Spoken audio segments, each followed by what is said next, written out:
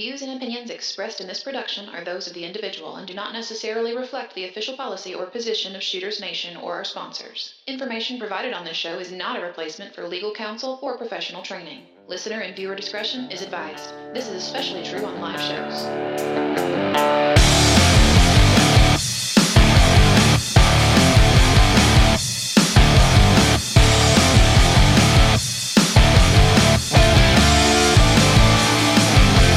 Welcome to the Shooters Nation podcast, the show created for you, the armed citizen.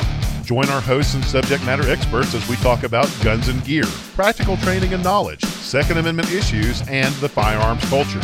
Be sure to join us after the show at shootersnation.com and become part of the Shooters Nation.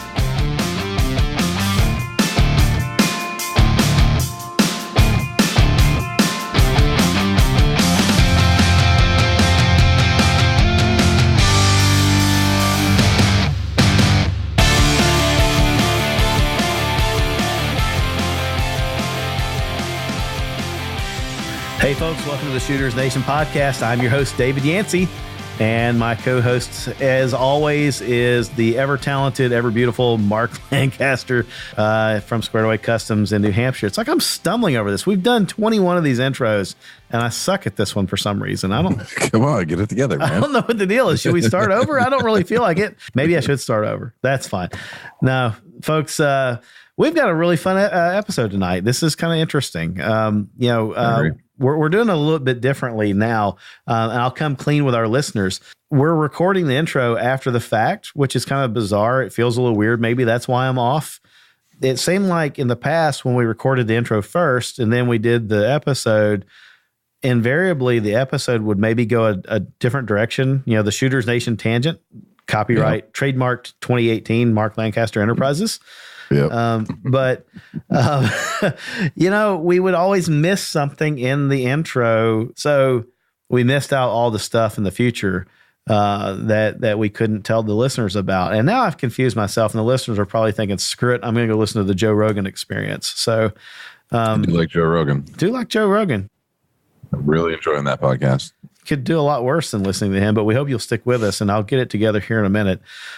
But so we had this fascinating conversation with Tony Torre of the urbansurvivalcraft.com website and training group down in Miami, Florida. And it's really interesting, Mark. I think we even mentioned this in the lead up in the interview itself, but Tony was one of our listeners. He contacted us early on and just said, "Hey, you guys are doing really well." Obviously, before I started ad-libbing introductions, he sent that email.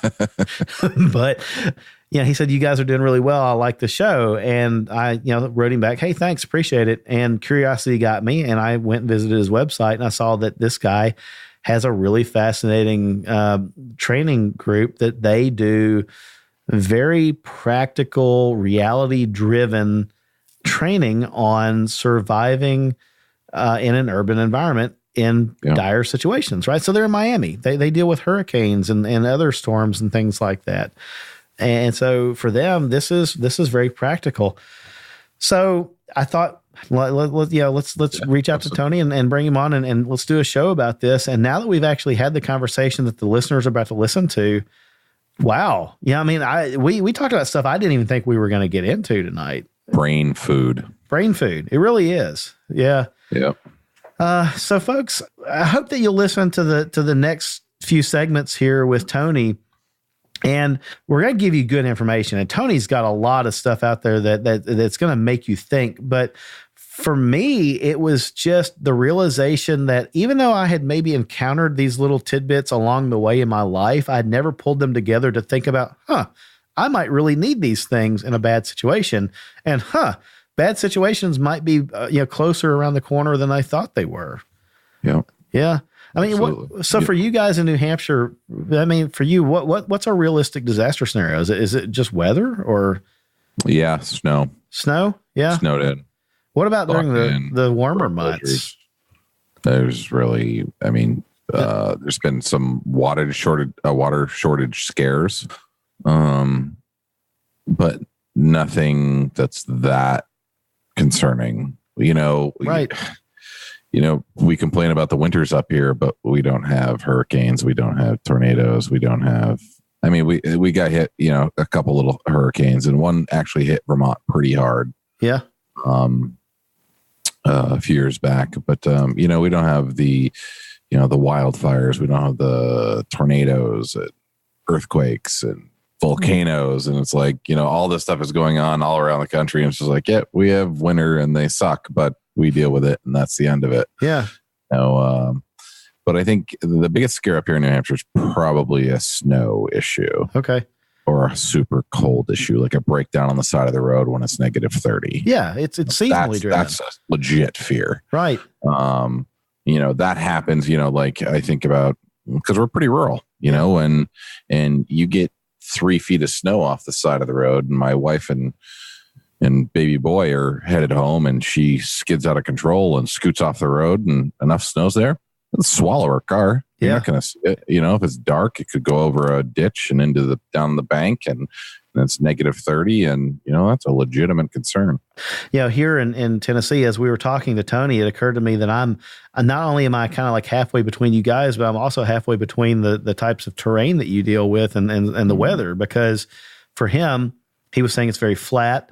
And very warm, and the people go to Florida for a reason. It's got a beautiful climate, especially if you enjoy warmer weather and tropical type settings. But for me in Middle Tennessee, we have very hot, disgusting summers, which we talked about last episode, how just gross and depressing the humidity is. But then in the winter, we have ice storms and things like that. During the spring, we have tornadoes. Maybe Tennessee is not such a hot place, but anyway. So for me, the terrain is a variety. It can be flat, it can be urban, it can be very hilly in the urban environment, it can be very hilly in the rural environment. But then we have the urban, centers like Memphis and Nashville and Knoxville and things like that, and large groups of population, a lot of interstate infrastructure to deal with. If we were having an earthquake, overpasses could collapse. We don't have a very good rail system like commuter rail here, so any mass transit is by road. So anything that interrupts that could really become an issue for me to try to get back home, and it's it could drive you crazy thinking about it. But Tony's point, as we get into this conversation with him on this episode, is that you have to base your approach and reality and deal with the things that you are most likely to encounter, and then work your way out from there to encompass the other stuff. So it was mind fuel. That's a good way to put it. So yeah. And you just get it like you said, don't go into this looking for the answer to your situation, but right. This should be the catalyst to get your mind rolling, and you're gonna hopefully walk away from this being like these are the things I need to address, and start thinking about even more, because we just barely scratch the surface, really. I've got nothing to add. That's perfect. All right, guys, we're going to shut up now and let y'all get to the interview with Tony Torre from Urban Survival Craft. Hope you enjoy it. Yeah, enjoy it, folks. And like I said, just use it as a catalyst, get your mind rolling, start thinking outside the box, and think about how these topics can pertain to your life situation. And I think you'll get a lot out of it. So our episode tonight is a discussion of equipping yourself to survive realistic disaster scenarios in urban environments. And in particular, Mark, we're going to talk about stuff like putting together a practical get home bag or kit, and also putting together perhaps some practical supplies for sheltering in place, if we can get to that part of the conversation, during man-made or natural disaster scenarios. And to guide us through this discussion is going to be our special guest, Tony Torre of Urban Survival Craft. Tony, welcome to the show, man. Thank you, guys. Thank you for having me. It is our pleasure as always. Thank you for being here with us. We hope that you enjoy this as much as I think our listeners are going to. Tony, why don't you tell us a little bit about yourself and how you got started in this arena? Because as you and I have had a chance to get to know each other a little bit leading up to the recording session today, you have a pretty unique story about why you teach urban survival craft and how you found yourself in that arena teaching it. Okay. So urban survival craft was a project that I got started because we identified a need for this type of skills. And the way it played out was very interesting. I was teaching my regular martial arts class, and we had a massive power outage. So it coincided with that time of the year that my class was right at dusk. So we went from daylight to darkness during the course of my class. And I gave the students the option, we can cancel class, or we can do some cool stuff in the classroom, some low light stuff. And of course they agreed, and we had a great class. But what was really telling was the conversation after the class.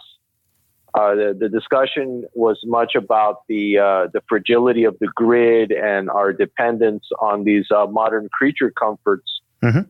And, the general consensus was that it would be great if we had classes on these subjects. And I mean, to me, this stuff was, growing up during the Cold War and during the things that I saw, mm-hmm. to me, it was just common sense. This is stuff I thought everybody knew. But there was a genuine interest in this. So I started bringing in subject matter experts to cover a variety of different related subjects. And ultimately, it was with my business partner, Mark, coming into it that we decided we wanted to put it all under the same roof, and took urban survival craft from being a project to being an actual business. And so you guys are, I'm sorry, I didn't mean to interrupt, but when you mentioned the storm that cut off power in your class, you guys are located in Miami, Florida. So storms for you, right, they're a big deal, or can be. Absolutely a big deal. Well, it wasn't a storm. We just had a power outage. We had a transformer blow. Okay. But we've certainly had our share of storms. I was here during Hurricane Andrew, and that was pretty close that was as close to an apocalypse as I'd like to get. Sure.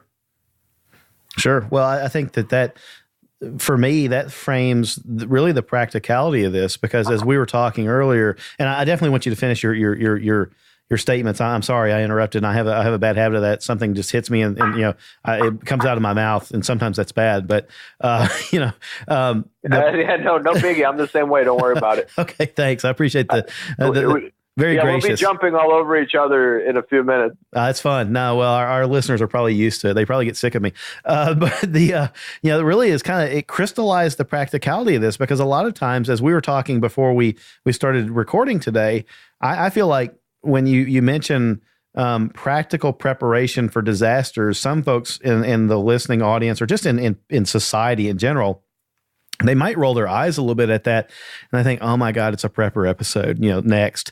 And then they hit the skip button, right? But in reality, we're talking about things that happen on a fairly regular basis. Storms in the Midwest, even here in central Tennessee, we deal with tornadoes and ice storms and things like that. So the fragility of the grid that you mentioned is something that we all sort of don't take into consideration, and maybe we take for granted that when you turn on the light switch, it will always be there. And yet you and your students found that wasn't the case, and you persevered through it, and you turned it into a learning moment. So again, I'll shut up, and I want you to continue your introduction, but I wanted the listeners to understand that you live in an area that is definitely affected by, weather conditions quite often. And Floridians are a resilient bunch because you do prepare for these things. Well, I'll tell you, it's an interesting situation, because where I live, Miami, when I was growing up in Miami, it had the feeling of a small town. And during the course of my lifetime, it's become a massive city.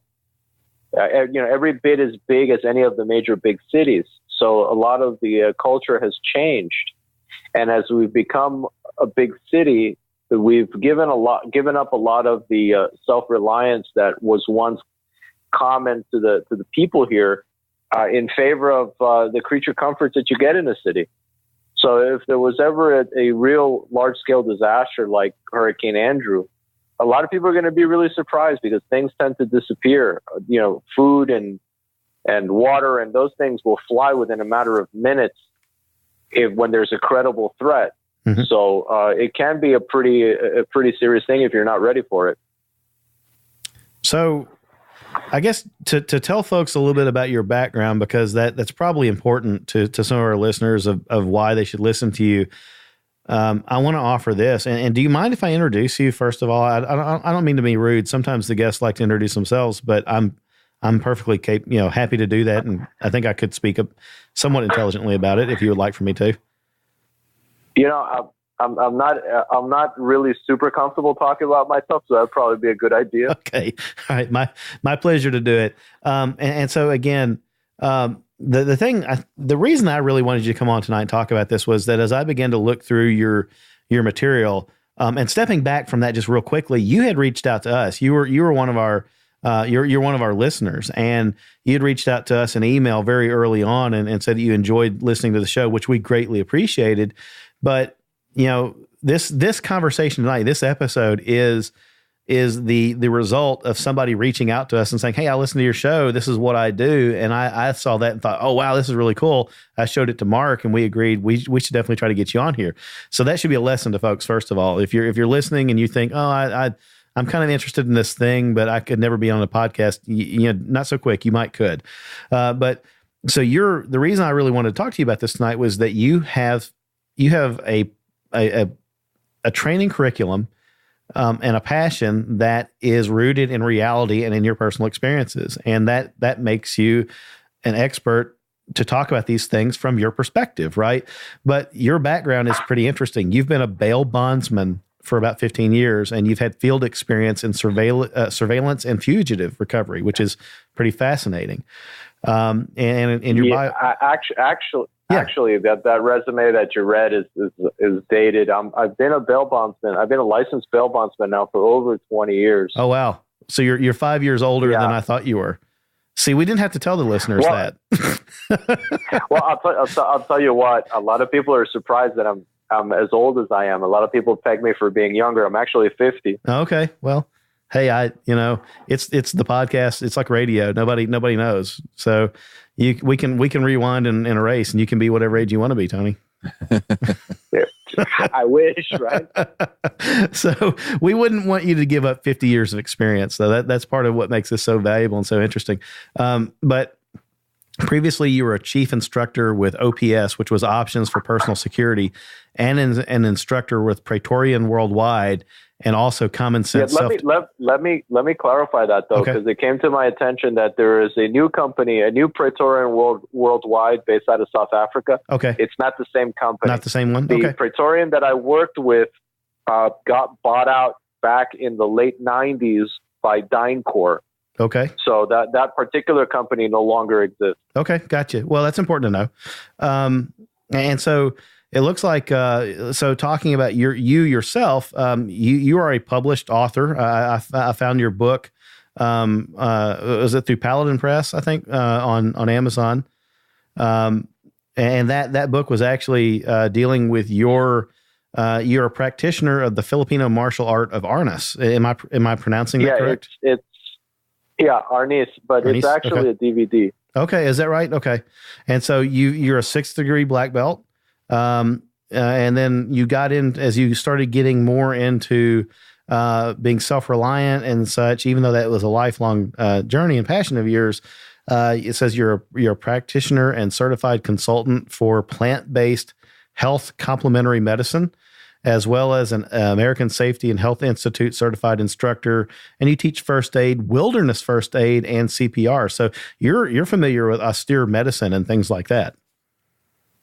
Yeah, absolutely. I think that's an important skill set to have, particularly if you're doing anything emergency related. Mm-hmm. The possibility of an injury is fairly high. I mean, disaster could very well be the injury itself.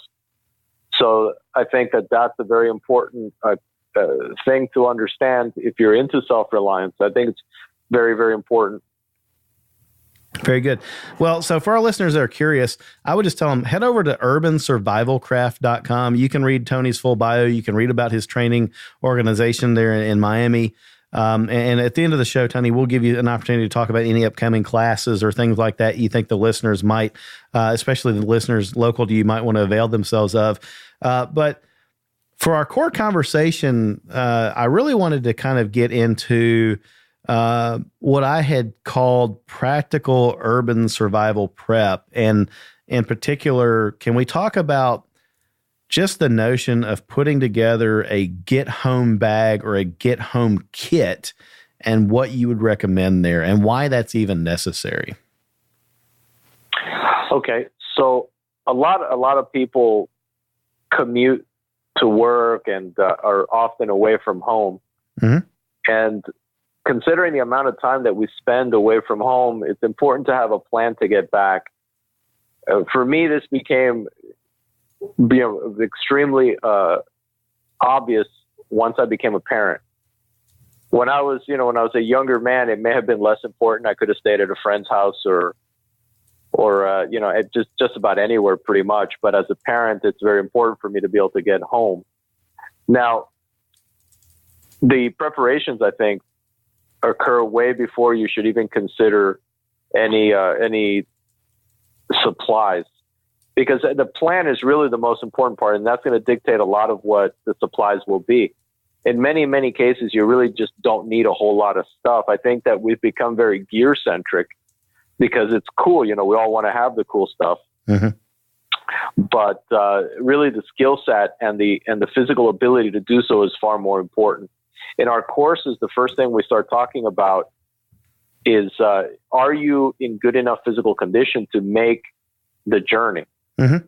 If you're not, no amount of gear is going to help you. So it starts off by being physically fit enough to make the journey.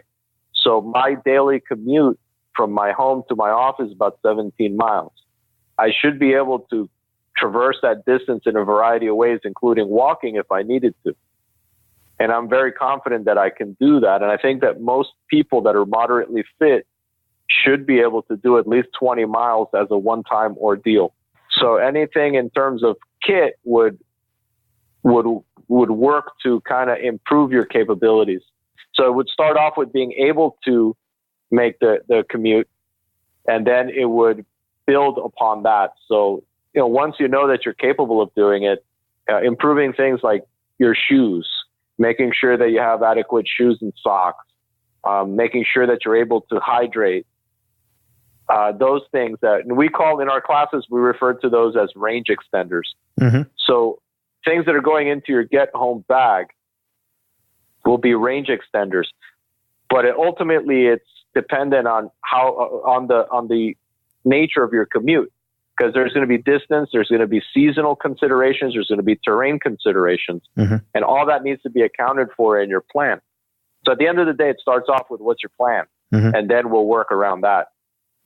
So let me ask a question for any of our listeners that reside in a very urban environment where they don't have their own vehicle and they rely on mass transit to get home.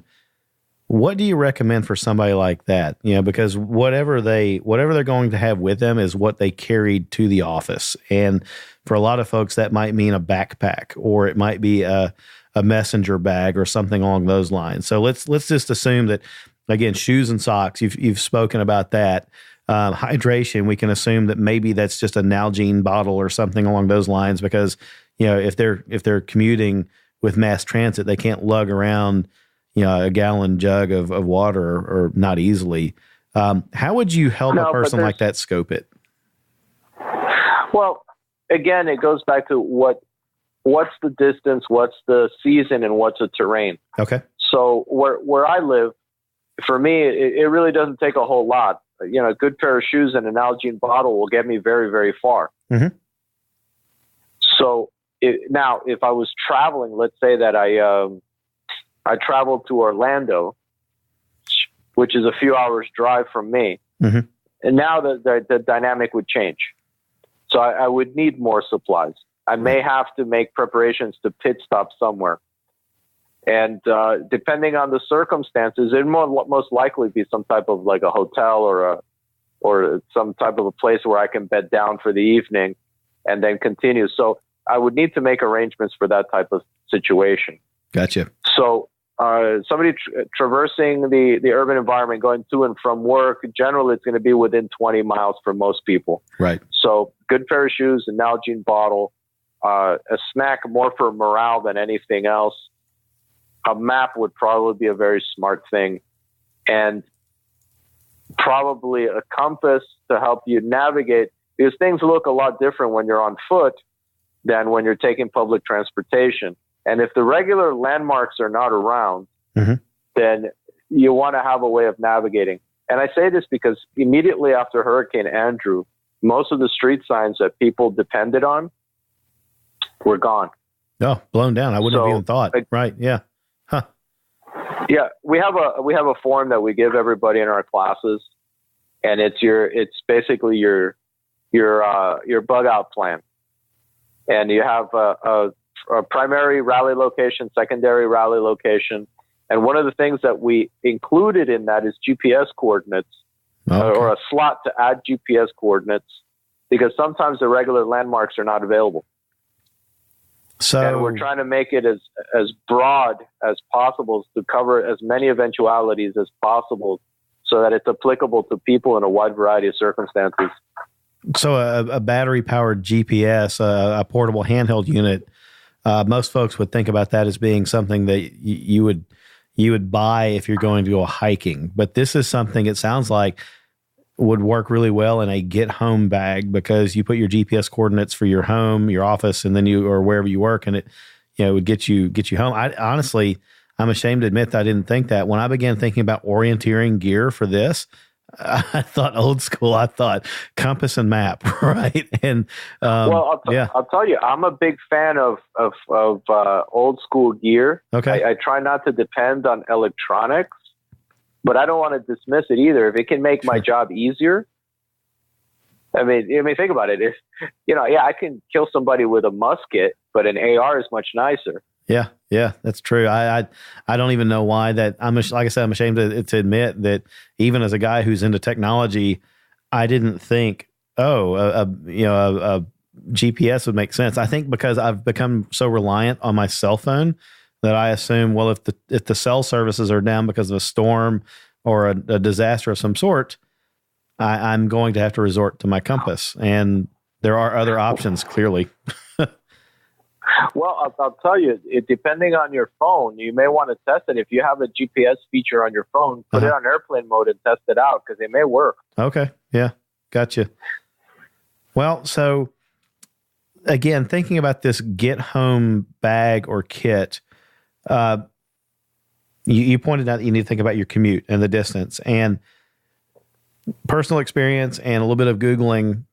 It looks like the average person can walk around 3 miles per hour. And that's probably moving at an optimal pace. And as they get tired or hungry, they would slow down. So if you consider that yeah, go ahead.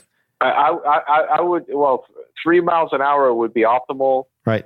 Provided that you're in an area like I am that's flat. Right. Sure.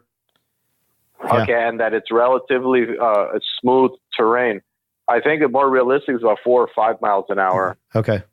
For people in okay areas, but if you were in an area that's hilly, it may be extended. Okay. So it really depends. Could go down from there. Right? I always refer it to where I am. Yeah. Because for me, 20 miles is really not that bad. Right. Gotcha. I mean, I'll certainly be sore the next day, but it is doable as a one-time ordeal for most people that are in decent shape. Yeah, it's not that big of a deal. If you're in great shape, you may scoff at it, sure. But I think that most people will be able to do it if they push themselves. Well, so a hilly area or an area with extremes in temperature, either way, you might end up doing less distance per hour. So you need to factor that into your plan. Yeah, if you're in an area like, for example, if you're out in the Southwest, you may require a lot more water. Mm-hmm. Because it's hotter and drier. Although Florida during the summer it's pretty bad. So yeah, hydration is a big concern. Yeah. Well, go ahead, Mark. Tony, with these kind of systems, I mean, how much do you think of like less is more is kind of your thing? Because I mean, size and weight constraint, like it's funny, I've taken different classes and gone on different hikes, and you have the buddies that load up the bag that's the size they are for a day hike, and it's just like, man, you're going to be loving that thing by the time you get to the top. And sure enough, they're always the one that are hurting the most, having the hardest time, and it's like you really just overdid it when you could have taken half as much and been a lot more successful in your venture. I'm always a less is more type of guy, and always factor in the ounces equal pounds eventually. How much does that come into play for what you're trying to get out there? Well, it comes a lot into play, because if your goal is simply to get home then you don't need as much gear as you'd like to have.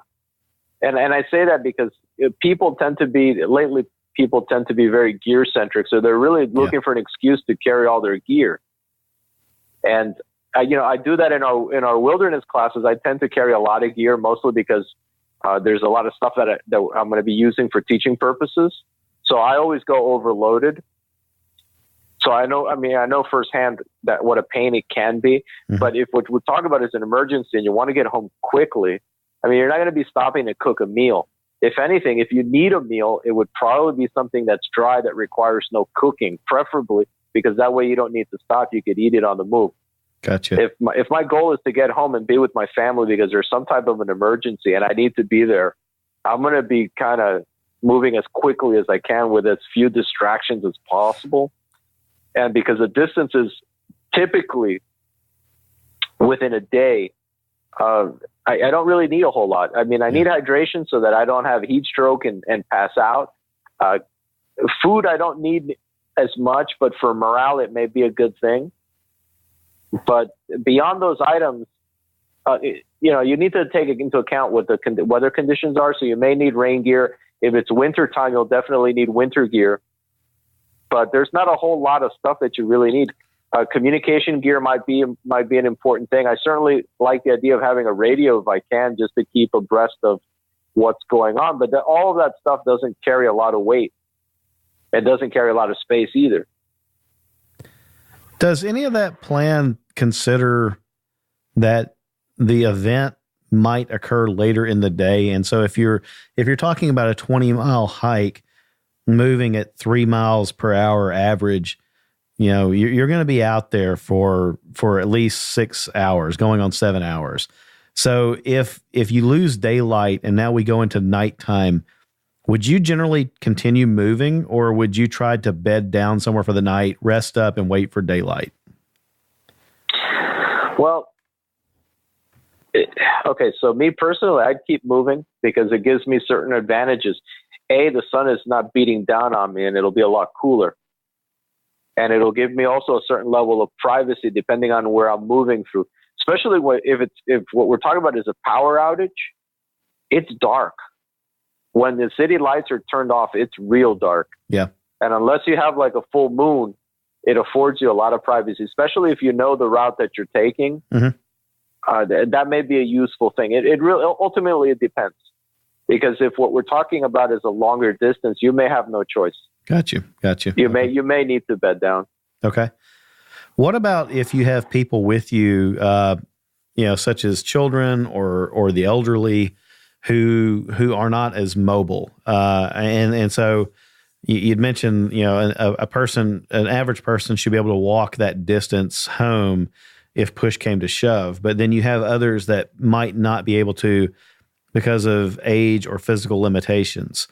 In those cases, would you split up, or would you try to go ahead and move? When I say split up, would they stay in place and you would try to move back, home to secure transportation or something like that? Or, I don't want to get into crazy fantasies here, but let me clarify this. When my wife and I just last year, before we made the choice for her to stay home and raise our kids instead of working, we worked apart from each other, divided by a distance of about 6 miles, which means we could have rendezvoused, but we also had small kids that were in daycare nearby. And so if something had happened to the city, a tornado or a man-made disaster or something like that, we would have tried to have gone to get our children and then start making our way home, but then they would have slowed us down. Maybe we were doing it all wrong. What would you recommend to a student if they have children or elderly or other physical limitations affecting their mobility? Okay, so generally with the elderly and the infirm and the people that are sick, they are more than likely going to be in the place that they're safest at, because they're not going to be moving. If I'm making myself clear there. So you would just recommend that they shelter in place? Is that what you're saying? Just shelter where you're at? Okay. Yeah, because that's going to be better for them. Okay. When my mother was ill, she was staying in a place that had everything that she could possibly need. even during a power outage. Mm-hmm. They can go on for a week with no power. They had gas generators, and it was perfect for that. Also, a lot of hospitals and stuff will be able to go even when there's no power, because they will have they have emergency measures for that. So, but again, you need to customize your plan. But as far as movement, yeah, you need to account for the slowest moving member of your party if you're moving as a group. Okay. In my case, it's my son. He's 10 years old. And I'll tell you, about 2 years ago, we were doing our end of the year hike, and he took a little bit of a spill and broke his arm. And like a trooper, he was able to walk 6 miles with a broken arm. Wow. And it turned out that it wasn't a massive fracture, but yeah, he still needed to be casted and stuff, but he did it. Tough kid. So, yeah, he's a great kid. That's awesome. And he's a tough kid. For a little kid, he was very impressive. Yeah, that's awesome. But you need to take into account who the slowest member of your group is going to be and make your plan according to that. Because I mean, I could go a long distance and I can do a lot of things, but if I leave everybody behind, what good is that? Sure, I agree. Okay, all right.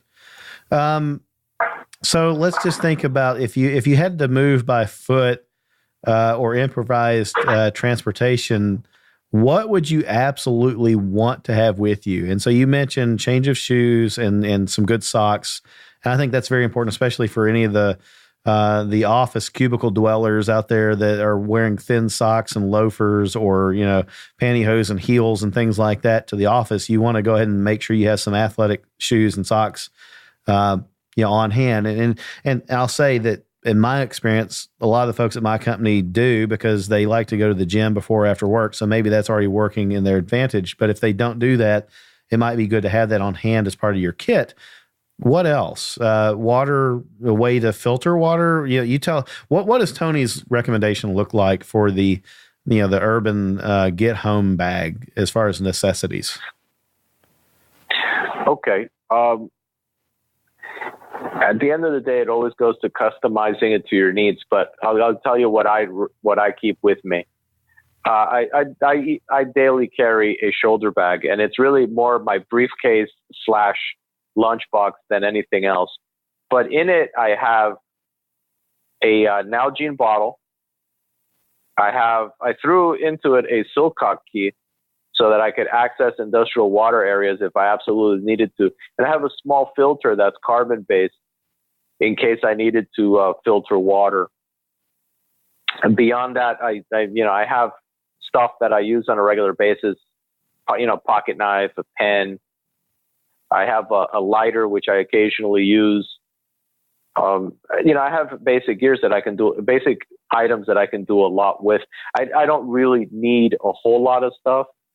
But if you needed to go a longer distance, one of the most important things, and this is what I tell everybody, is really cash is king. You should be able to have enough cash to make whatever you need happen. For example, if you needed to catch a cab because you couldn't call Uber, you should have enough money to be able to take a cab. And in an emergency situation, prices may be a little bit higher than usual, so you should take that into account. Surely the Uber guy wouldn't start that, but I think you're right. You want to be the highest bidder, right? So if you're staying there in a pack of people and the Uber driver is looking at the bunch of them, whoever's got the most to offer him is probably going to get home. Well, I'll tell you what. If I need to get home, I'm not against asking one of the local kids if I can buy his bike off of him. There you go. Yeah. I think I'd sooner do that than trust somebody in that time. Yeah. You know what I mean? Like maybe I watch too much TV, but like putting my trust in somebody else when there's a panic involved. Well, no, listen, let me tell you, the opportunists come out very quick. I've seen it happen on a number of occasions.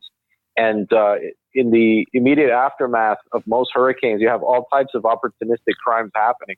Oh yeah. You have, it's really incredible the depth to which some people will stoop at the things that they'll do. It's unbelievable. And at the same token, it's amazing at the incredible generosity that a lot of people will put forward too. Yeah, you see the best. So, I don't want to say that it's all bad. Yeah. So you've mentioned the clothing, for the elements, and you mentioned footwear and socks and water and money.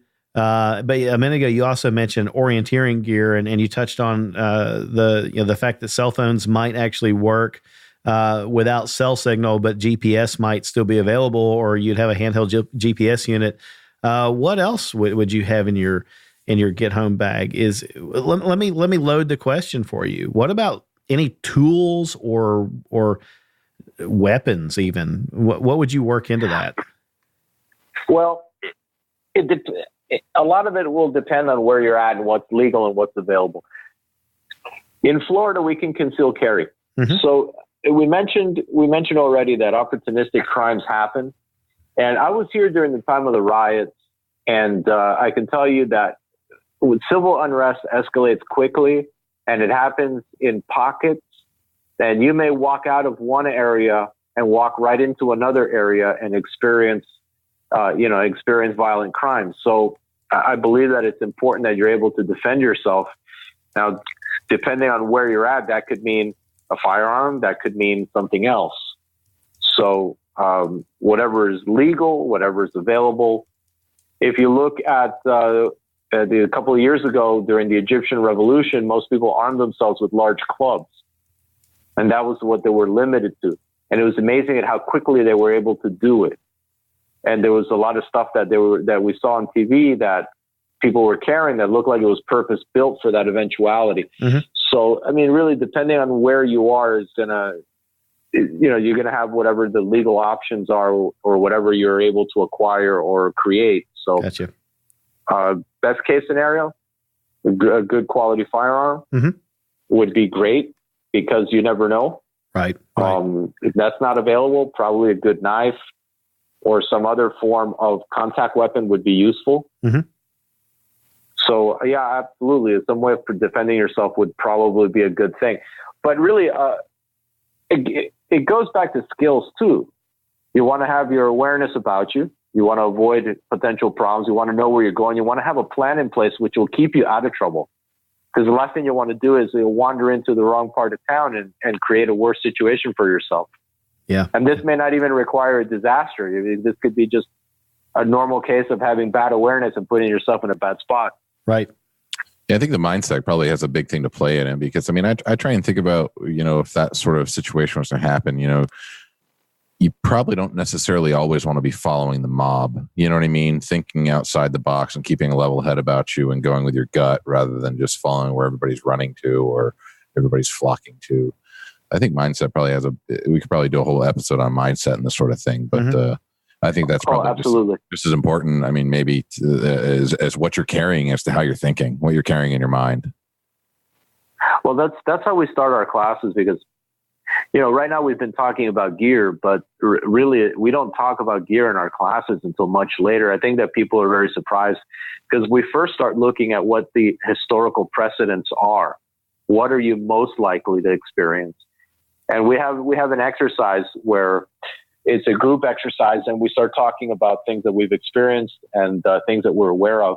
And we put them on one column, and on the other column, we put what are the effects.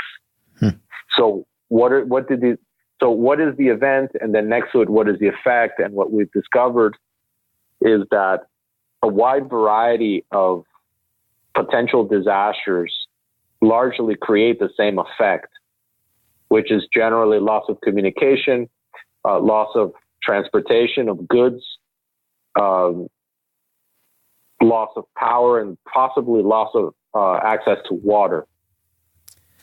So those being the general things, these are the things that we need to start preparing for. So if there was a grid down scenario, and that would be like the most far-reaching thing that we can experience here. In a grid down scenario, a normal patterns of movement may not be happening, although people will probably still be driving, but the street signs may not be working properly. So understanding what the safest route would probably be a smart thing. And this is something that should be thought of ahead of time. Yeah, absolutely. So our classes start with exploring the possible historical scenarios. So you have something that has happened before, will probably happen again. And we build it up to even possible black swan events based on what the political climate is and technology of the time and all that. And generally, it still falls back to some of the same effects. So once we've seen what the historical precedents are, we start building our plan. And as we start building our plan, we start looking at how to develop routes. And while developing the route, we start getting an understanding for the terrain and how the climate is going to affect that. And upon building from there, then we start looking at what will help us navigate through that, whether it's actual real navigation or the metaphorical navigation of tools and equipment and things that will allow us to get through there more quickly, more efficiently, safer. And that the kit starts to come together as we start to define what our needs are. So for me, it doesn't require a whole lot. Somebody in a winter climate will require more, and somebody that's traversing a longer distance will require more yet. Mm-hmm. I think that's the thing I love about this is that you're taking a very pragmatic approach to preparing for a bad event. And it's not rooted in fantasy. Again, with you being in Florida and unfortunately Florida experiencing so many severe weather events, this is a lifestyle thing for Floridians if they're savvy, and you clearly are. We've got just a few minutes left before the midpoint break, but I want to ask a question. And if this is something that you think we ought to answer after the break, then we'll stop after I ask you. You just tell me, right? But if you're traveling to another part of the country, do you do research about where you're going to determine how you would alter your get home kit or your get back to the hotel kit there? Or is that? Oh, yeah. Okay. Well, I'll take it a step further. Let's say you're in a different part of the world. Okay. Okay. So yeah, absolutely. The short answer is yeah, and we can probably talk about that in greater detail after the break. Yeah. But yeah, the short answer is absolutely. You need to start making those plans because particularly if you're in an area that you're not familiar with, you need to develop a base level of familiarity so that you know how to get to and from where you're going.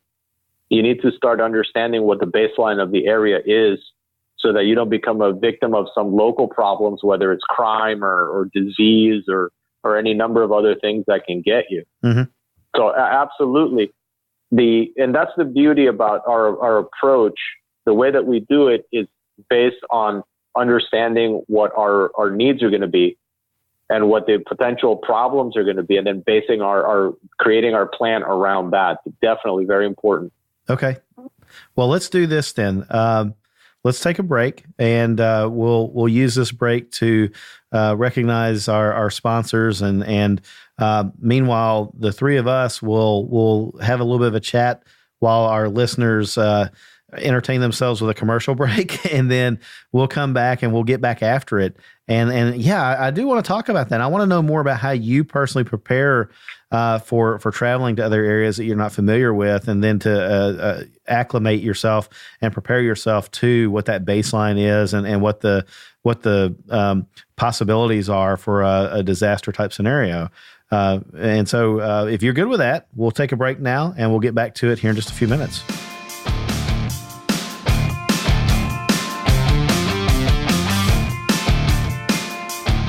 Hey folks, David here. By now, regular listeners of the show are well acquainted with Mark and our friends over at Squared Away Customs. You already know that they are a manufacturer of high-quality custom Kydex holsters and carry gear for civilians, military, and law enforcement. But what you might not know is that Squared Away Customs is also your one-stop source for weapon-mounted lights and other firearms accessories. Mark, Corey, and the gang are now also stocking dealer for Polymer 80 frames and slides, and of course, have holsters to fit. What is Polymer 80, you ask? They are 80% complete polymer frames that you finish out with Glock pistol components. Because you're building it, there's no serial number, no FFL required, and no registration needed. It's a great way to build a custom Glock-style pistol of your own creation. Squared Away Customs offers Polymer 80 frames compatible with Glock model 17, 19, 22, 23, 26, 27, 34, and 35 Generation 3 components.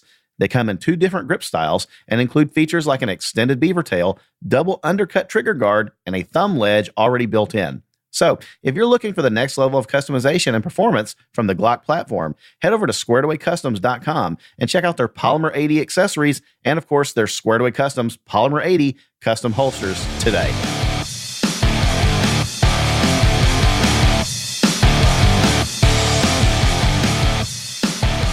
Hey, folks, welcome back to the Shooters Nation podcast. Mark and I are here with Tony Torre of urbansurvivalcraft.com. And Tony is spending the episode talking with us about practical urban survival prep. In particular, we're talking about getting back home. And if you're joining us now late and you know somebody else is listening to it and you're tuning in, let me kind of set the stage for you. What we discussed in the first half of this was the fact that you're more likely need to get home from work or leisure activities during or after a disaster than you are to try to quote unquote bug out somewhere. And so if the idea of being a prepper and the whole bug out mentality, bug out bags, bug out gear, et cetera, makes you roll your eyes and you know think, okay, you're living in a fantasy world, got good news for you. That's not what we're talking about. We're actually talking about the practical stuff. And what's really cool about Tony and his training curriculum with his students is they base everything in practicality and reality. And they have a very formulaic approach to planning for the eventuality that you might need to do this. So if you are just joining us, rewind about 45 minutes now. Go back to the front. You don't want to miss any of it and follow back along because I think you'll be pleasantly surprised that we're not crazy people. Tony's not a crazy guy living in a shack out in the wilderness, a prepper. He's a prepper in the sense that this is a practical skill, much like, the most of us have chosen to carry a firearm for our own self-defense. And it's a practical thing that we hope that we never have to use. The difference is Tony, being a Floridian, has probably had to use more of these skills than the average person would, in the hurricanes and inclement weather and just, things like that. So anyway, Tony, that's a little bit about, what we've talked about here thus far and to catch folks up on this. But what we decided that we were going to discuss when we came back was we were going to talk a little bit about planning ahead for an area that you may not be familiar with. So you might be traveling there, you might be vacationing there, you might just be going the next town over for business. But it seemed like you probably have a bit of a formulaic approach even for that. And you mentioned on break that there's a certain amount of research that you do before you go to a new area. So I'll be quiet and I'd like for you to tell our listeners a little bit about that and what you do to prepare yourself. Well, there's a lot of stuff that should go into planning, and this is a great opportunity to mention how kind of we do this, because part of what we do in our classes is we have this conceptual based framework that you can take and adapt it to your needs for your circumstances based on information. So you can put it together in a way that works for you. So what we were talking about was if you're traveling out of town, how do you best prepare for that? Well, it would start with getting a lay of the land. Usually what I'll start with is I'll get a set of maps so that I can get an orientation of what the place looks like. And I may visit it on Google Earth, and the Street View is a super great resource, and start getting an idea of what it looks like visually. And of course, all the travel advisories and all that stuff that you can get through the internet is a great start. And if you have local resources to give you information, that's even better. Now, if what we're doing is traveling within the United States, we're pretty familiar with the customs and we speak the language. So there's certain common things that we'll recognize.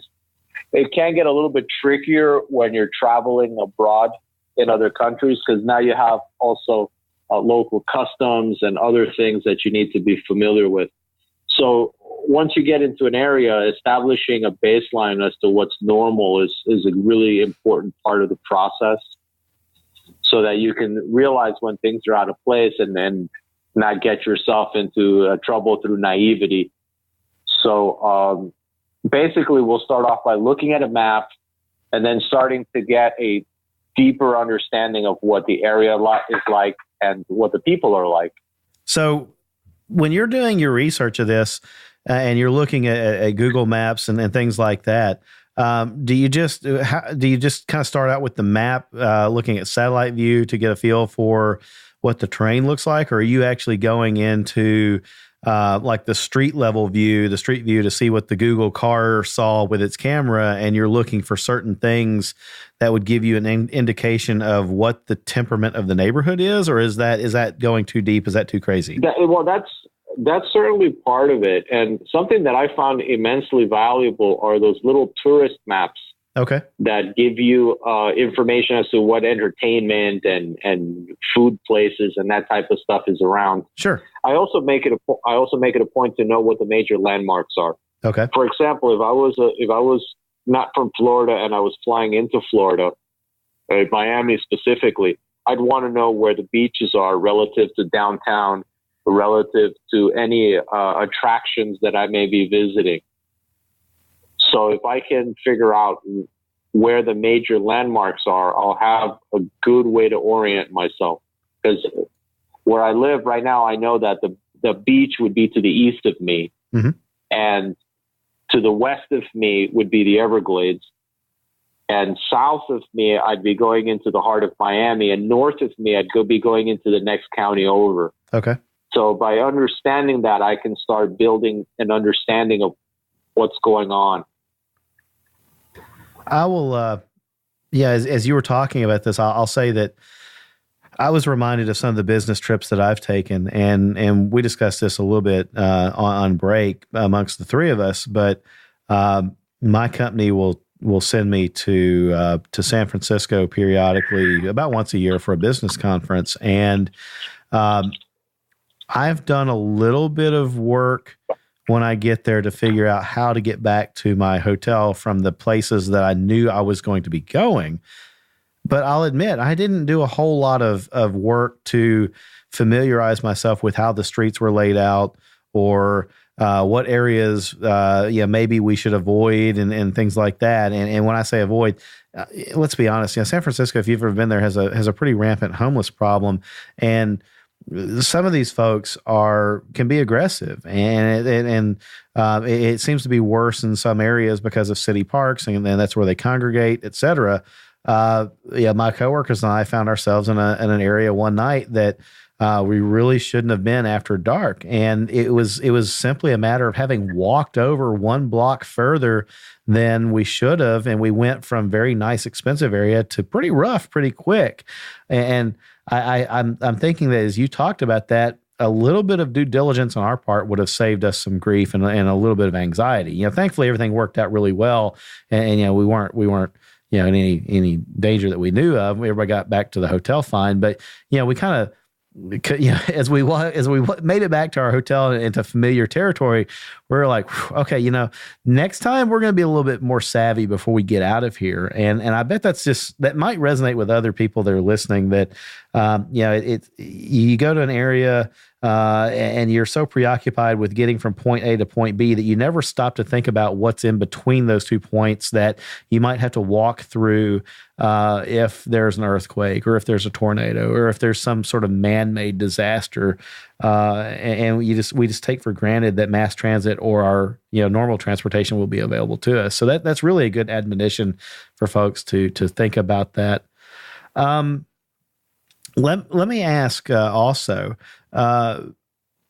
how, in your experience, how necessary is it to plan to get from point A to point B using conventional routes in a disaster scenario versus maybe traversing property that you might otherwise avoid? And in particular, I'm thinking like industrial sites or commercial properties or things like that. We always drive on roads, and they're clearly marked, and we just know how we're going to get there, right? But the shortest distance between 2 points might be a straight line. Do you tell your students to avoid that, or is that recommended, or is it conditional? It's okay. So it's always conditional. It's always conditional. Now, on my personal plan, I have a route that I would cut diagonally through an industrial district during some type of a disaster that's probably going to be not a big deal, provided that I don't create a lot of damage trying to cut through there. I don't recommend that you do things that are illegal and that might get you in trouble. Right. But in that particular case, I'm probably cutting off a quarter of a mile from my commute. Okay. Yeah. So, and this is presuming that I'm on foot, and you may encounter similar things. Right. There's going to be buffer areas, and there's going to be parks, and there's going to be areas that normally you wouldn't go through that may reduce your commute, and that isn't necessarily a bad thing, provided it doesn't get you in trouble or in any danger. So yeah, there's going to be a lot of things. Like I said earlier, there's going to be, the path is going to look different when you're going on foot than when you normally go by car. And this is why it's important to know. Yeah, I'm sorry. No, you're saying exactly what I was thinking. I shouldn't have interrupted. Please complete the thought, because I know exactly where you're headed. Or I think I do. Now, while if you run through an industrial area, that may not be a big deal. You really need to know where you're at, because if you were to do this like in horse country, you might just get yourself shot, because somebody might think that you're trying to steal their horses or their cattle or something like that.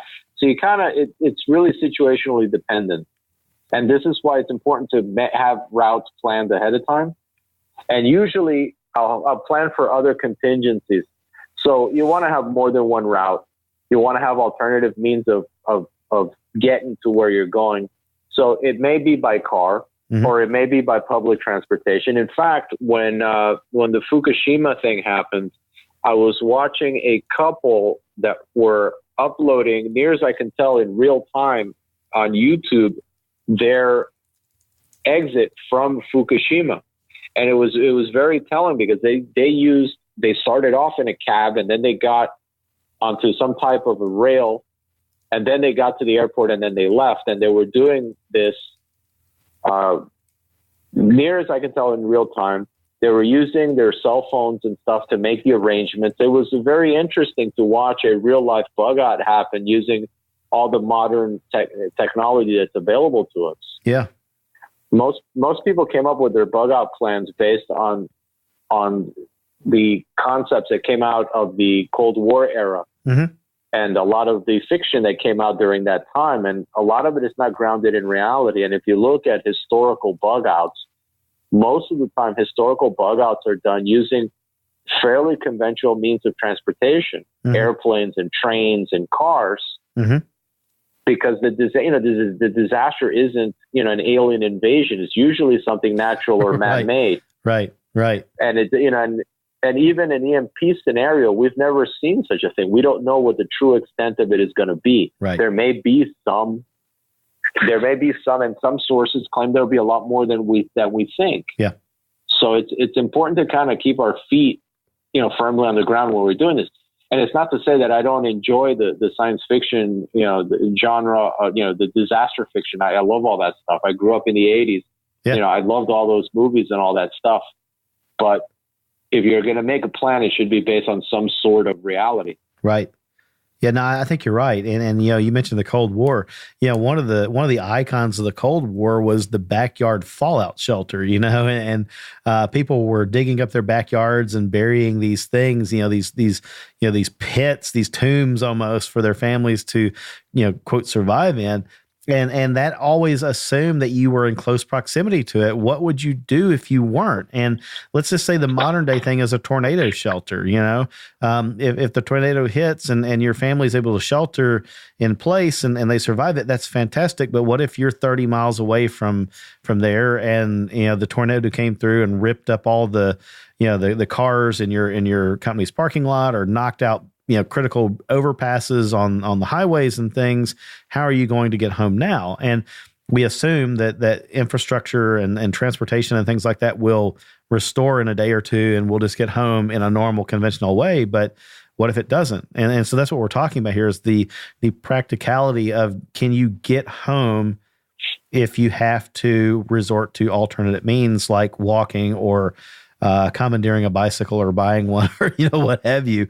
Now, I think the point that I thought you were about to get to earlier was that that's why it's so important to use Google Maps, the satellite view, to really look at the area to figure out what your shortcuts might be if you were to go off the road. And Google Maps also gives you the option of planning your route on bicycle or public transportation. Right.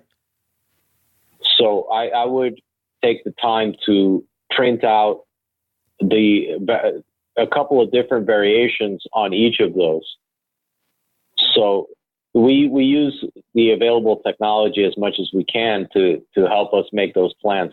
So if your basic plan would be, okay, so I'm going to get in my car and drive there. What's your backup plan if, say, your car is not working? Right. Well, it may be public transportation. And if you've never taken public transportation or if it's been a long time, you should have some understanding of how that works and at least have some sense of what routes you're going to be taking. Okay, and you probably should understand how much it's going to cost you. And in public transportation, very often they do not make change. So you better have the appropriate denominations of bills and coins. This should be part of your planning. This is something you need to take into consideration. Sure. If you're thinking that perhaps you're going to use a bicycle or some other form of non-motor vehicle transportation, bike paths, at least where I live, are all over the place. And if you're not a regular bicyclist, you may not even realize quite how many bike paths there are. And certainly you can walk on bike paths, and very often they're shorter than the streets because very often they'll cut through them diagonally. That's a good point. Save you a lot of commute. So yeah, well, there's a lot of greenways in Nashville for that purpose, and I really hadn't thought of that before. So thank you. That's something I definitely need to familiarize myself with too. Mark, what were you going to say? Yeah, I mean, it just keeps coming back to me. Like, it's really hitting home for me when you mention, things that you have there in Florida. I absolutely do not have here in New Hampshire. I don't have a lot of bike paths. I don't have any straight roads. I have mountains everywhere. And it just keeps driving home how much everybody's situation is so different. And I guess my biggest question is for the novice that's trying that, comes across an episode like this and they're thinking like, wow, I really have no plan for anything like this. Yeah. How do they get educated when it's so regionally based? And so, I mean, you go even like 2 towns away and your kit could be different. You know what I mean? What do you suggest the best way for them to get educated, being that it is so regionally based, whether, the weather and the start off by looking at the historical precedent. What's likely to happen in your area? So I live in hurricane country, and we're also at least once a decade we get some type of civil unrest. Mm-hmm. So those are the 2 big issues that I've seen in my lifetime.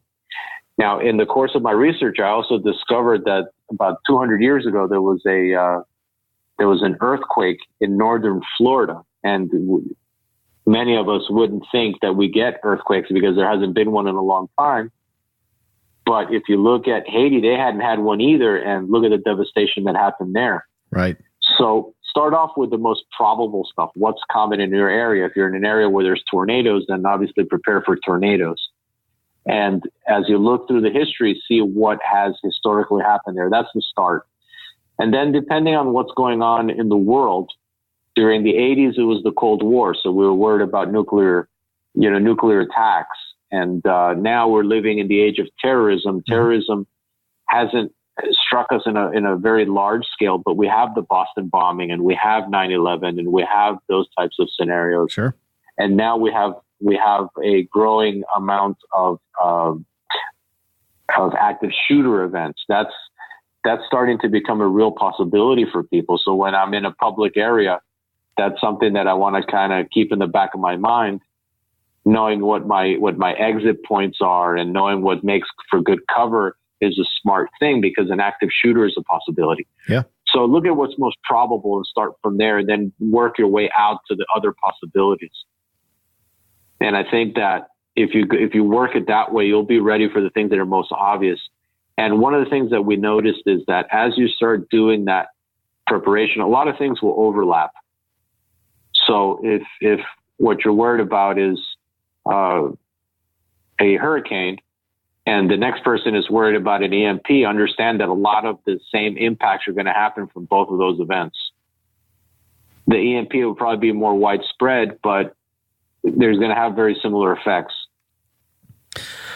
So and when you're preparing, I say go from the most obvious and then work your way out. So I'm looking at our time, and this is, I think I comment on this every time we do an episode, that it seems like the time flies by so quickly, and we've got about 20-ish minutes left.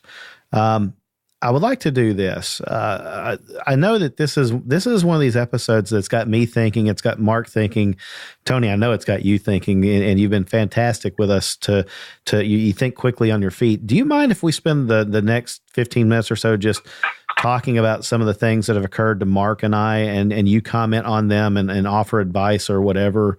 And absolutely, let's go for it. Okay, yeah, I'm hoping that this kind of fuels some of the conversation, with our listeners amongst themselves and amongst their families and such. So, Mark, you mentioned the fact that everybody's situation is a bit unique. For you in particular, describe if you will, kind of like how your terrain is, especially like for commuting to the next town over or whatever. Yeah, so here I'm central New Hampshire, right on the border of Vermont. So they call them the Twin States because they're pretty much like yin and yang. They are almost the exact same shape, but right next to each other, same size. So we're right on the border. So we cross back and forth into Vermont, into New Hampshire a few times a day. But one thing is for sure, there's mountains everywhere. You can rarely go a quarter of a mile without going around a mountain. There's no such thing as a straight road. You know what I mean? Like they're very bumpy. There's not a grid like anywhere. There's no such thing as a grid in this area. You make it a small housing development that takes up 6 acres that has a bit of a grid, but that's about it. Right.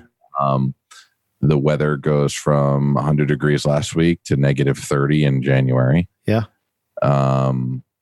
There are major rivers. The Connecticut River is what separates New Hampshire and Vermont, which can be 30, 40, 50 feet deep and raging currents with super, super undertows. There's lots of lakes. There's lots of ponds.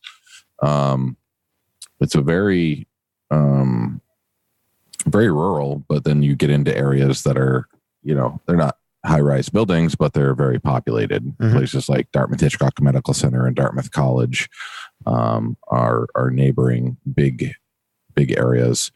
But yeah, that's basically what we work with, and I think that comparing to South Florida is polar opposite. Yeah, and that's what that's what made me think about, like what you're talking about really doesn't pertain to me in any way, shape, or form. That's why I think it's so important for people to understand that, plans and kit and everything is so subject to where you are, like regionally, your terrain, your weather, all of it. The season. Yeah. You mentioned a moment ago that, and I think it's probably on break, that just because David buys a thing for his kit and posts that on the internet and says, this is what I'm using, Mark probably should think, well, does that apply to me? Does that even useful for me? Or is it totally opposite for me? And not build your kit necessarily off of somebody else's, but build it off build it off your own circumstances. But there's probably some common denominators: water,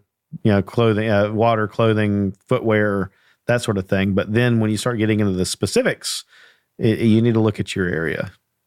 Yeah, something big like the weather, especially up here, it's such an extreme.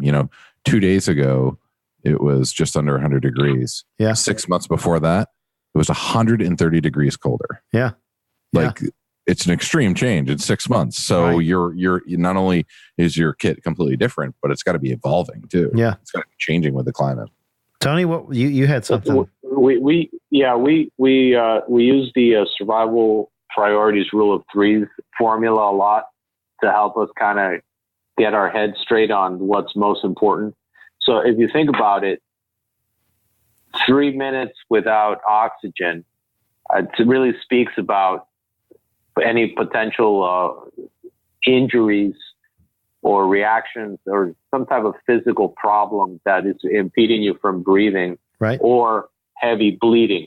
So that would probably be the most important thing to address.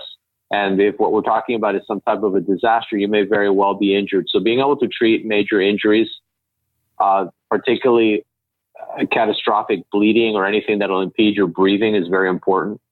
So I generally have that type of equipment with me or in close proximity, because that's the thing that's most likely to kill you, like right now. Mm-hmm. Now, beyond that, we said the 3 hours in extreme environments. So in your case, if what you're talking about is freezing, obviously having appropriate clothing is the first step. So, and if it's really hot, then, you want to have the appropriate gear. You want to have loose fitting clothing. You want to have a good hat, that type of stuff. So that'll be kind of how we start to organize it. Then we have 3 days without water, but that's presuming that you're already pretty hydrated. And most people tend to be a little bit on the dehydrated side. So water is a big issue. I always make it a point, just for health reasons, to make sure that I top off in the morning. But it's a good practical way to get started. So addressing the water issue is very, very important. Those are like the top three right there. The food becomes the least important when you really think about it. Sure. That said, if you're moving over a long distance over a longer time, it may become more important. And certainly for me, it's a big morale booster. So that for us has been a very good formula to help us narrow things down and kind of keep it realistic. Because I've seen a lot of kids, because that's one of the things is we bring kits into, we tell everybody bring their kit into class. And in some of our longer courses, we actually try to walk with it and see what happens. And, I've seen people put in all types of stuff like cooking gear and a lot of stuff that you don't really need. If your goal is to get from point A to point B as quickly as possible, there's a lot of stuff you may not need. But there's other things that might be nice to have. For example, a set of binoculars may be useful to you, particularly if the issue is civil unrest and you want to know what's ahead of you. Right. Or even if you want to see if you're going in the right direction, if you're looking for a landmark. Communications gear is important. So even one-way communication like a radio might be very important, especially if you're depending on the news to give you important information.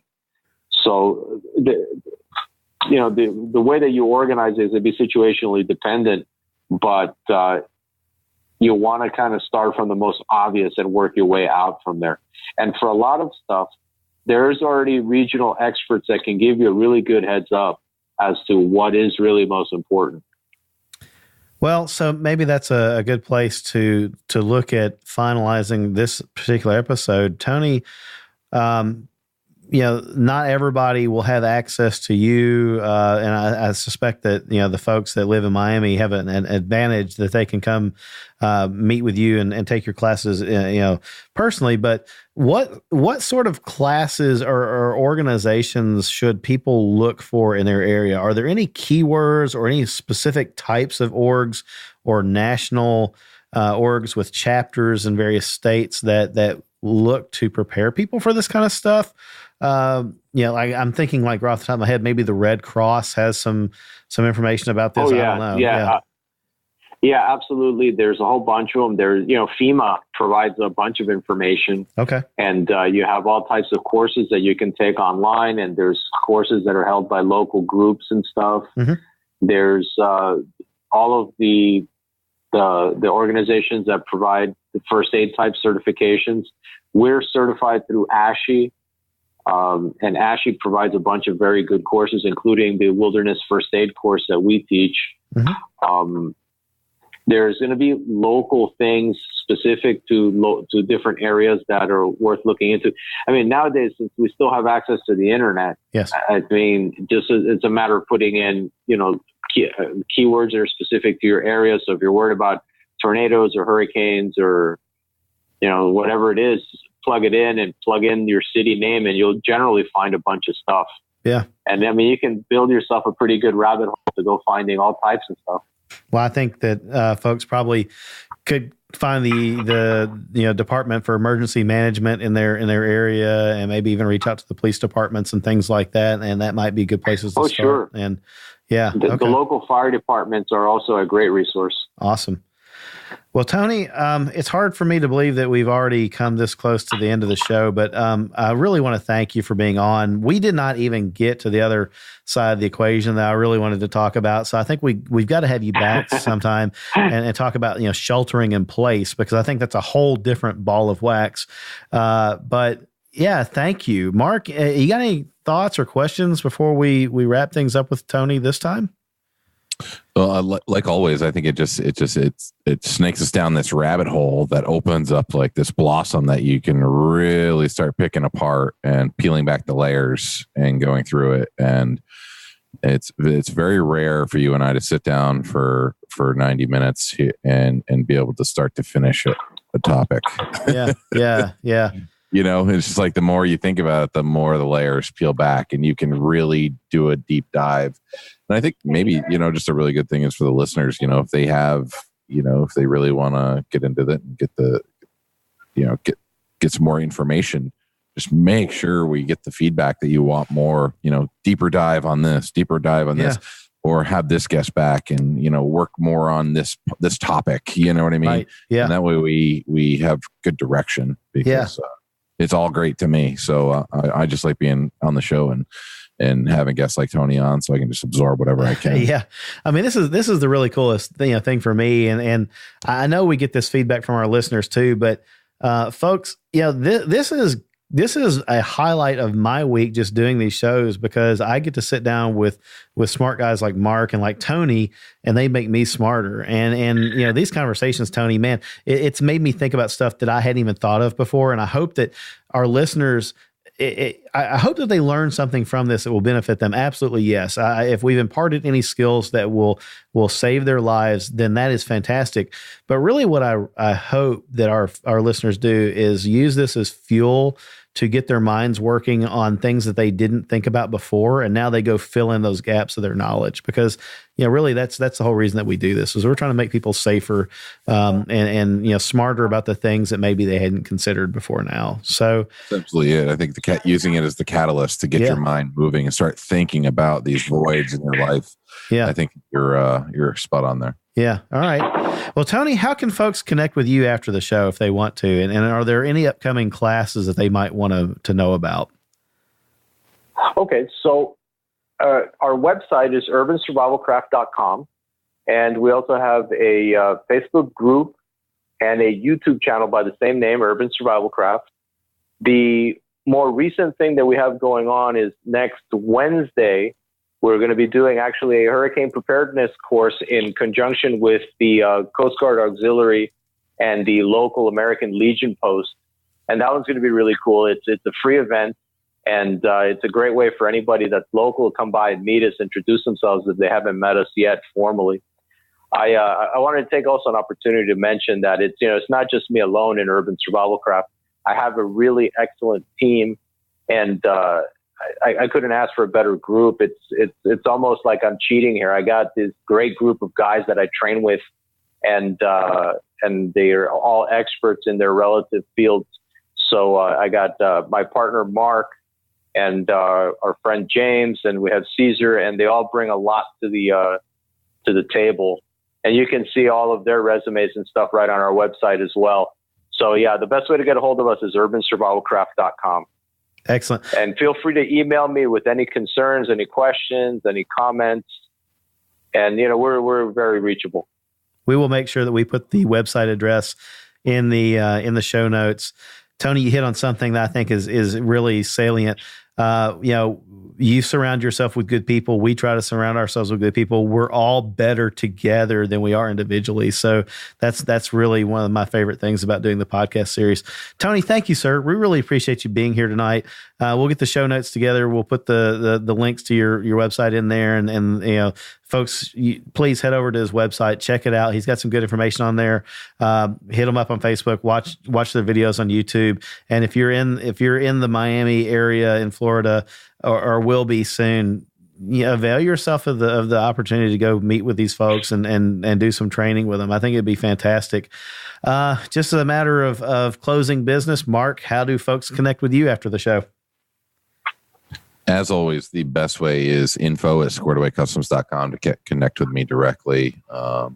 If you're interested in any polymer 80 or holster gear, you can go to squaredawaycustoms.com. Make sure to use coupon code Shooters Nation. Save yourself some cheddar. That's right. That's right. And you guys have been using the code like crazy, and I'm happy to give it out. So it's not going anywhere. So just keep using it. We got to keep Corey busy over there making holsters. So that man, he works hard. Corey. Yeah, he does. Yeah, folks. Mark, where we'd be without him, that's for sure. Yeah, I was gonna say Mark runs a fantastic show over there at Squared Away Customs, and they produce some awesome stuff. But Corey's a hero to a lot of folks, and they don't even maybe know his name. But if you're wearing a holster, that guy has probably had hands Touched on it at least some point. So we appreciate all his hard work getting that stuff out into folks' hands.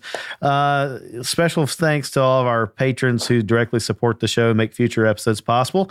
If you want to support the show, you can do so by visiting shootersnation.com and look for the donate button. You don't have to, but absolutely every dollar you send our way goes towards making shows like this possible. As Mark mentioned a moment ago, we want to hear from you. Go to shootersnation.com and look for the links to send us feedback. Let us know what you want us to talk about on the show, who the subject matter experts are you want us to talk to. And if you can hook us up with a subject matter expert, bonus points for you.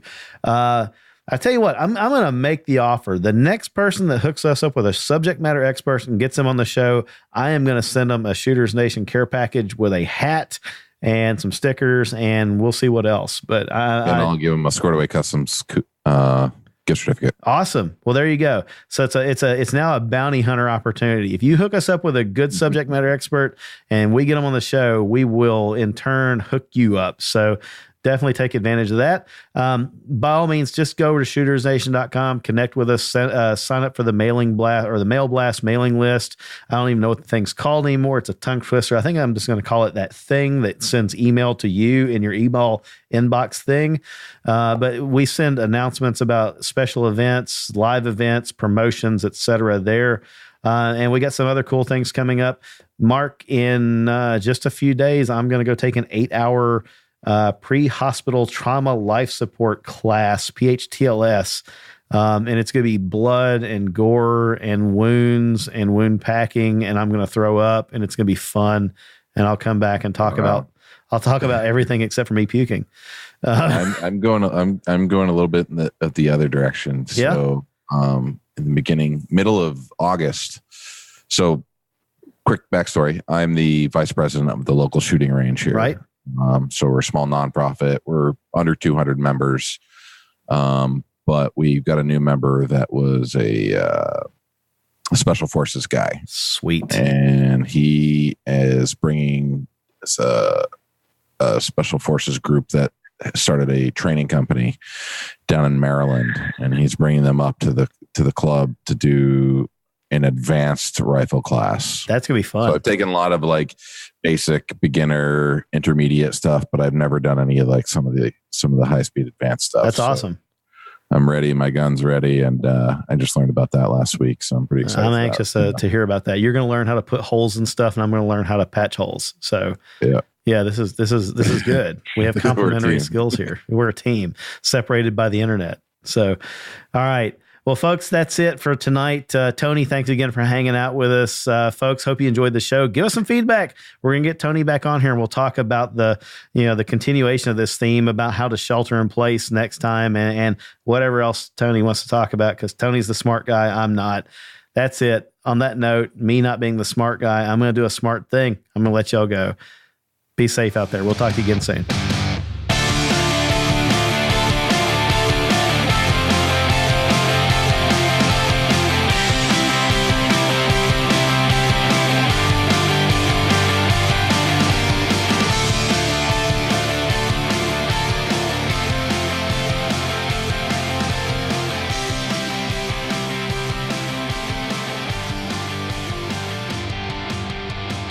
The preceding segment was a production of the Shooters Nation podcast.